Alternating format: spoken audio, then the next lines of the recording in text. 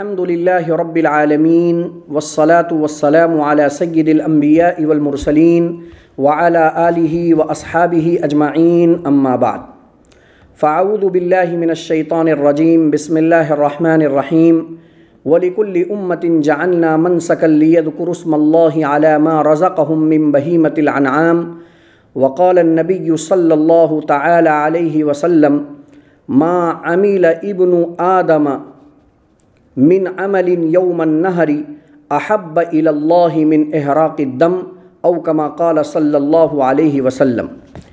محترم ناظرین و سامعین، آج کی مجلس میں ہم قربانی میں نیت اور قربانی کے جانور میں شرکت سے متعلق چند مسائل پر گفتگو کریں گے۔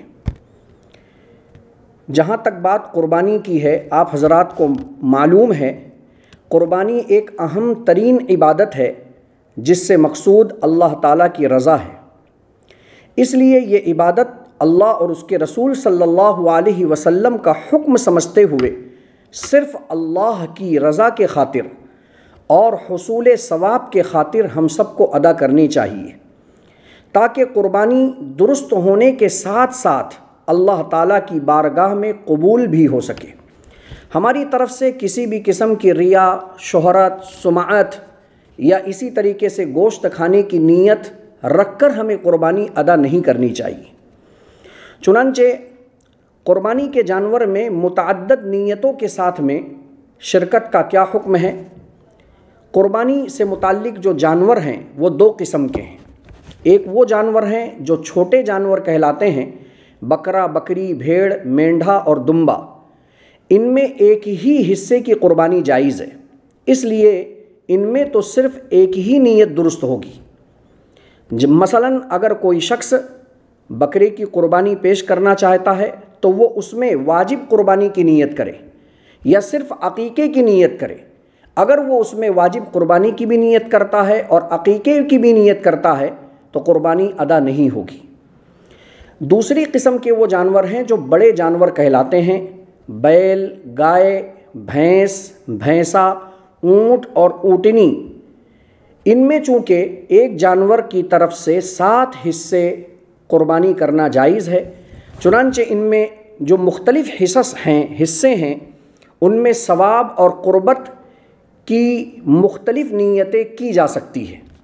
مثلاً کچھ شرکاء اپنی واجب قربانی کی نیت سے اس میں شریک ہوں، کچھ نفلی قربانی کی نیت سے اس میں شریک ہوں، کچھ عقیقے کی نیت سے ان میں شریک ہوں، تو چونکہ قربت اور عبادت کی نیت تمام لوگوں کی طرف سے پائی گئی، چنانچہ قربانی ادا ہو جائے گی۔ اسی طرح قربانی کے جانور میں ولیمے کی نیت سے شرکت کرنے کا کیا حکم ہے؟ تو اس سلسلے میں علماء کی اکثریت نے یہ فیصلہ سنایا ہے کہ اگر کوئی شخص بڑے جانور میں ولیمے کی نیت سے شرکت کرتا ہے تو اصح قول کے مطابق قربانی دیگر شرکاء کی ادا ہو جائے گی۔ جہاں تک بات قربانی میں شرکت سے متعلق ہے وہ یہ ہے، سب سے پہلے اس میں یہ خیال رکھا جائے کہ بڑے جانور میں جو 7 شرکاء شریک ہو رہے ہیں ان میں اس بات کا لحاظ رکھنا بہت ہی ضروری ہے کہ سارے شرکاء صحیح العقیدہ ہوں، یعنی ان کے ایمان میں کسی بھی قسم کا کوئی شبہ نہ ہو۔ اگر کسی بھی قسم کا شبہ ہوگا یا ظن غالب یا یقین ہوگا کہ کوئی ایک شریک مثلا نصرانی ہے، مجوسی ہے یا کافر ہے، تو دیگر جو مسلمان اس بڑے جانور میں شریک ہیں ایک کی بھی قربانی ادا نہیں ہوگی۔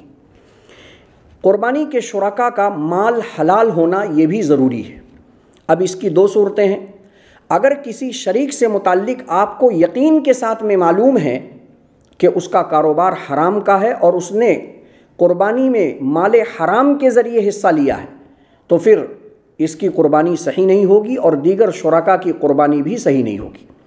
لیکن اگر کوئی شریک ایسا ہے جس کا کاروبار حلال کا بھی ہے اور حرام کا بھی ہے، یعنی اس کا مال مخلوط ہے اور ہمیں پتہ نہیں ہے کہ اس نے اپنے اس جانور کے حصے میں جو پیسہ دیا ہے وہ پیسہ حلال کا ہے یا حرام کا ہے، تو اس سلسلے میں علماء نے یہ حکم لاگو کیا ہے کہ قربانی سب کی صحیح ہو جائے گی۔ قربانی کا جانور خریدنے کے بعد کسی کو شریک کرنے کا حکم شرعی۔ اگر کوئی شخص صاحب نصاب ہے، یہاں ایک بات واضح ہو جانی چاہیے کہ قربانی اس شخص پر بھی واجب ہے جو نصاب نامی یعنی بڑھنے والے نصاب کا مالک ہے۔ مثلاً 52.5 تولہ چاندی یا 7.5 تولہ سونا ہے، یا اس کے بقدر پیسہ ہے، یا کرنسی، سامان تجارت وغیرہ ہے، تو ایسے شخص پر بھی قربانی واجب ہے۔ اور اس شخص پر بھی قربانی واجب ہے جو نصاب غیر نامی کا مالک ہے، یعنی نہ بڑھنے والے مال کا مالک ہے۔ مثلاً اس کے پاس 1 سے زائد دکانیں ہیں، 1 سے زائد گاڑیاں ہیں، 1 سے زائد اس کے پاس مکان ہیں، تو اس شخص کے اوپر بھی قربانی واجب ہے۔ لہٰذا وہ شخص جو نصاب کا مالک ہے، یعنی جس پر قربانی واجب ہے، اگر اس نے کوئی بڑا جانور خریدا اور خریدنے کے بعد پھر اس نے اس جانور میں کسی کو شریک کر لیا، یعنی خریدتے وقت اس نے کسی کو شریک کرنے کا ارادہ نہیں رکھا تھا، لیکن خریدنے کے بعد اس نے کسی اور کو شریک کر لیا، تو اب اس کا یہ شریک کرنا صحیح ہوگا۔ لیکن اگر کوئی غیر صاحب نصاب شخص ہے، یعنی جس پر قربانی واجب نہیں ہے، قربانی کی نیت سے بڑا جانور خریدا اور خریدتے وقت کسی کو شریک کرنے کی نیت نہیں تھی، تو اب اس کے لیے کسی اور کو شریک کرنا جائز نہیں ہوگا۔ شرکت سے متعلق یہ ایک مسئلہ اور واضح کرنا مناسب معلوم ہوتا ہے کہ قربانی سے پہلے کسی شریک کی اگر موت واقع ہو جائے، ایسا ہوتا ہے کہ مثلاً 7 افراد شریک ہوئے اور انہوں نے مل کر ایک بڑا جانور قربانی کے لیے خریدا، اور قربانی کرنے سے پہلے ان میں سے کسی ایک شریک کا انتقال ہو گیا، لیکن اس کے پیچھے جو اس کے پسماندگان وارثین ہیں وہ سب کے سب بالغ ہیں، اور انہوں نے شرکا کو اجازت دے دی کہ تم اس جانور کو اپنی طرف سے اور ہماری میت کی طرف سے قربانی کر لو، تو ان شرکا کا قربانی کرنا جائز ہوگا اور سب کی قربانی ادا ہو جائے گی۔ لیکن اگر میت کے وارثوں کی اجازت لیے بغیر بقیہ 6 شریکوں نے قربانی کے جانور کو ذبح کر دیا تو کسی کی بھی قربانی ادا نہیں ہوگی۔ اسی پر ہم اکتفا کرتے ہیں۔ السلام علیکم ورحمۃ اللہ وبرکاتہ۔ السلام عليكم. لا تنسوا الاعجاب بالفيديو والاشتراك في القناة تشجيعا لنا لنستمر بنشر المزيد إن شاء الله.